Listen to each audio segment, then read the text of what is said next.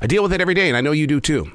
Because it doesn't matter what your job is, what your career is, or what you're choosing to do in your everyday. Creativity is a huge thing in our life. You're probably thinking creative thoughts right now. If you're not, you will be. It's just what we do as human beings. Unplug because we will always say yes to creativity. Totally uncut because we all make mistakes. So turn it into a tool. This is Arroe Unplugged. How often do you look at yourself in the mirror and just go, okay. All right. It is what it is. Let's just grow forward. Let's just play a game of pretend and let's just move in a direction that's going to be different than where we were yesterday, because yesterday just didn't play out right. Retraining the mind is a task. And if you don't think that you're doing that every day, you're not being honest with yourself. Retraining the mind is a task, not a battle, but a challenge. We are creators of habit. Breaking down these habits might remove certain situations, but the gaping holes that we're all hoping for, they don't exist. A Marine will always tell you that they are not a former Marine when they retire. They're always a Marine. It's like my journey in class may be over, but I will always live the black belt path. But I want to go dark just for a moment here. In the 1980s into the 90s, I didn't use razor blades and other sharp objects in the way that best fit the term good use. Although it's been 30 years, I still believe the existence is still living deep within me. Retraining the mind, making sure you don't declare war on yourself. More importantly, don't train your heart to retreat when face to face. We all have inner inabilities, stains caused by decisions.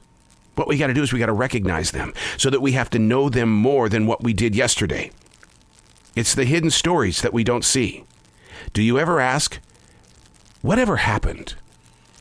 Hey, it's Arroe. This is The Daily Mess, a chronological walk through an everyday world. I am a daily writer. And being that everyday writer, it's like putting breadcrumbs on the ground. Do I want to find my way back? Not really. I just want to be able to go into a moment of thought, see where the writer was, the creative mind, and decide, yes, I have grown further than what I was yesterday. But like it says, retraining the mind is a task. But how can you be aware of retraining your mind if you don't drop breadcrumbs, if you're not honest enough with yourself in that moment that you can say, whoa, hold on, I've been here before. We're not going in this direction. I always hear that people say the same thing keeps happening to me over and over and over and over again. Do you not recognize when it starts going wrong? That's when you make a right turn instead of a left turn. That's what the Daily Mess is all about. 99% of the time, I'm always trying to improve a situation. And 99% of the time, I end up getting hurt. You in the same boat? I mean, all you want to do is just offer a suggestion. You just want to just be there and see something change a little bit, but you end up getting hurt in the end. The human imagination is constantly working its way through corporate structures, determining how to bring out ways of a better performance, only to be silenced by those decision makers trained to do only one way. I mean, I totally get it. But you can't fault the farmer for wanting to strengthen his feeding fields. I didn't set out to change radio. I stepped into an industry already evolving. What I violated was the connection between advertisers and listeners. See, as a writer and producer, I vowed to protect that relationship between the advertiser and the listener. As an employee, though, I shook the rules. 7 years after sitting in that office with my operations manager, I still hear his voice saying, "It's not about the listener, buddy. It's about the money." And in that moment of question, all I could do was forgive the operation manager. Just forgive him. In that moment, rather than fighting, my experiences in life chose to offer forgiveness. It's like, okay, I forgive you.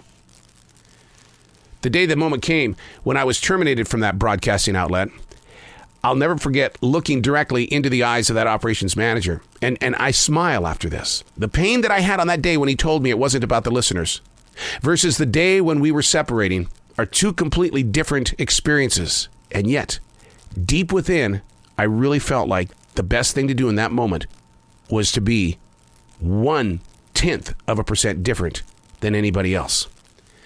He says, you know how the business is? It's always evolving. It's always changing. And you're no longer part of our team. And I looked at him and I smiled and I said, God is great. Thank you so much for this beautiful day. And he fell apart. In that moment, he became angry because he didn't like how I took a bad situation and turned it into an extreme positive. I looked over at the HR director and she was smiling. She knew exactly where I was coming from. That it's like, it's a beautiful day. I may not be part of your team, but it's okay. I forgive you. And I don't have to take the weight with me. Have you tried something like that in your own personal life? The challenges that you're facing on a day-to-day basis, where it's like something is just grinding at you and you're getting smaller and smaller on the inside, but everything on the outside world is just getting bigger and bigger and bigger. And it's like, how am I supposed to deal with this? What would happen if you mentally just said, I forgive you? You don't have to tell them that you forgive them. You don't have to physically say it. Nah, just they'll know it because you're wearing it. I'm Arroe, and that's the Daily Mess.